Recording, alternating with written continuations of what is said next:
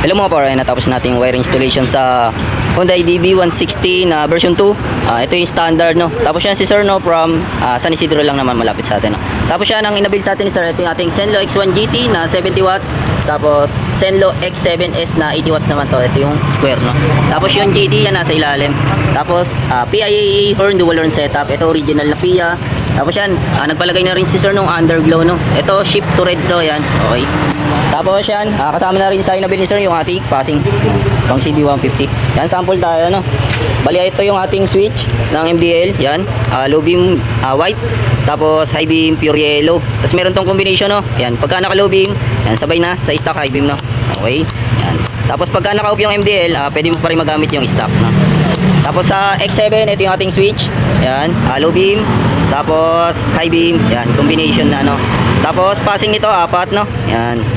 Nasabay yung X7. Tapos yan, low beam. Yan, buksan natin yung pati yung X1 X1 GT. Yan, buksan natin, no. Yan.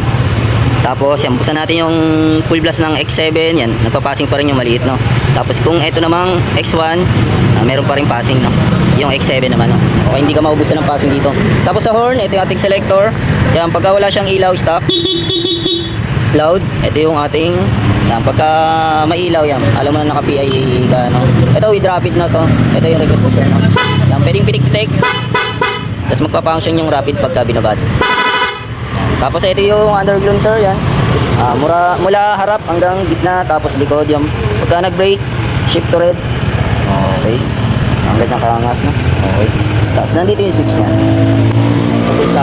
Tapos yan, ito pa lang yung tinakbo ng motor ni sir, bagong-bago pa to, no. Ayan. 115 kilometers pa lang.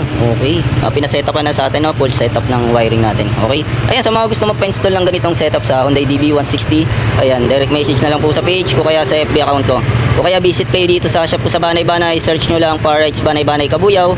Ayan, makikita nyo na yung shop, no. Okay. Yun lang, thank you and ride safe.